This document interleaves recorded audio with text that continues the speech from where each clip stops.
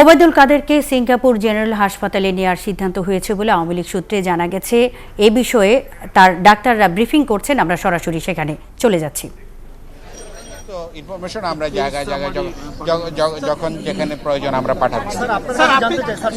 চলে কয়টা ব্লক ছিল এবং কয়টা রিং করিয়েছেন সেটা একটু যদি বলেন, কত পার্সেন্ট ছিল? ওনার তিনটা নালিতেই ব্লক ছিল, যেটা ক্রিটিক্যাল ছিল এলএডি বলে, এলএডিতে 99%, যেটার জন্য ওনার এই প্রবলেমটা হয়েছে। আমরা শুধু সেটাকেই সারাই করেছি, কিন্তু সেটা বোধহয় পর্যাপ্ত নয়। যেহেতু তিনটা নালি দরকার হয়, সবগুলাই সারানো দরকার, কিন্তু এই মুহূর্তে সেইগুলো সারানো যাবে না, যাতে গেলে আরও বিপদ ঘটবে। কিন্তু ওনার যে পরিস্থিতি এখন আছে, তার কারণে ওইটা করার পরে উনি অনেক উন্নতির দিকে গিয়েছিলেন, কিন্তু আবার দেখা যায় যে একটু ডিটোরিয়েট করে, আবার উন্নতি হয়, এই পর্যায়ের মধ্যে মানে উঠা নামার মধ্যে আছে। এই অবস্থায় আপনারা সবাই দেশবাসী সবাই ওনার জন্য দোয়া করেন। আমরা চেষ্টা করছি সর্বাত্মক যাতে ওনাকে সব থেকে বেটার ট্রিটমেন্ট এবং আমাদের যতটা সোর্স আছে সমস্ত সোর্স আমরা ইউজ করতে পারি। মাঝে দোয়া করা ছাড়া আর কোনো উপায় নেই, দোয়া করতে হবে। আমরা তো সবকিছু না উপরে না, অবনতি হয় একটুখানি, চিকিৎসকরা চেষ্টা করছে, আমরা চেষ্টা করছি। আমরা শরীর ওনার অবনতি হয় আবার উন্নতি হয়, এরম ভাবে পর্যায়ে ফ্লাকচুয়েশন আছে। 24 থেকে 72 ঘন্টা না গেলে কোনো সময় বলা যাবে না যে উনি স্টেবল। মেডিকেল বোর্ডের সিদ্ধান্ত আছে যে বর্তমানে ওনাকে যেরকম চিকিৎসা চলছে এটাই সর্বাত্মক চিকিৎসা, জোর দেওয়া এবং যত রকম আমাদের সোর্স আছে সবগুলোকে ইউটিলাইজ করে ওনাকে প্রাণপণ চেষ্টা করা।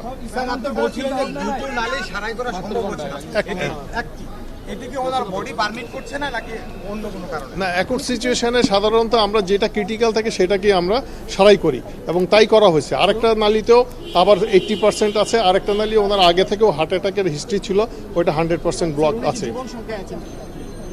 যে কোনো হৃদরোগী, যেহেতু উনি ভেন্টিলেটর আছে, ওনাকে জীবন সংখ্যা বলতে পারেন আছে।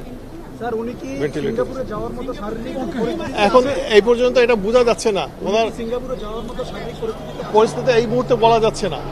ওনাকে এই মুহূর্তে এখন যদি বলেন যে এখন পাঠানো যাবে কিনা, আমি বলবো যে না, এখন পাঠানো যাওয়া যাচ্ছে না। এটা সিচুয়েশন সময় বলবে। জি জি, কোনো টিম আসছে কিনা এটা আমি জানি না, এটা উপর মহলের ব্যবস্থা।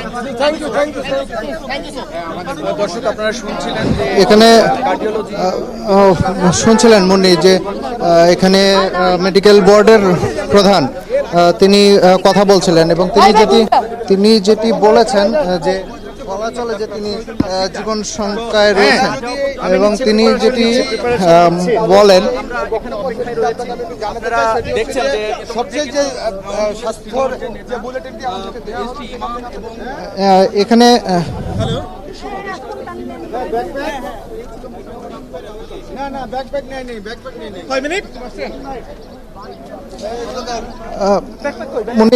সর্বশেষ যে বাংলাদেশ আওয়ামী লীগের যে সাধারণ সম্পাদক ওবায়দুল কাদেরের চিকিৎসার যে খবরটি জানছিলেন, এখানে চিকিৎসকরা যেটি বলছেন যে ক্রমেই তার অবস্থা ভালো হচ্ছে, আবার কখনো খারাপ পরিস্থিতির দিকে যাচ্ছে, এমন একটি অবস্থার মধ্যে রয়েছে, যার ফলে 72 ঘন্টা না গেলে আসলে বিস্তারিত কিছু বলা যাবে না যে তাকে আসলে তার পরিস্থিতি কি। তবে এই মুহূর্তে তারা যেটি বলছেন যে এই মুহূর্তে তাকে দেশের বাইরে নিয়ে যাওয়ার মতো পরিস্থিতি নেই এবং সর্বাত্মক তাদের প্রস্তুতি চলছে এবং বাংলাদেশের যে সর্বোচ্চ যে চিকিৎসা ব্যবস্থা, সেই সর্বোচ্চ চিকিৎসা ব্যবস্থায় তাকে দেয়া হচ্ছে, এমন কথা কিন্তু তারা বলছেন। পাশাপাশি তারা এটি বলছেন যে তাদের জন্য সব ধরনের পদক্ষেপ রাখা হয়েছে এবং যদি প্রয়োজন হয় এবং তার যেসব স্যাম্পলগুলো সেগুলো সিঙ্গাপুরে পাঠানো হয়েছে।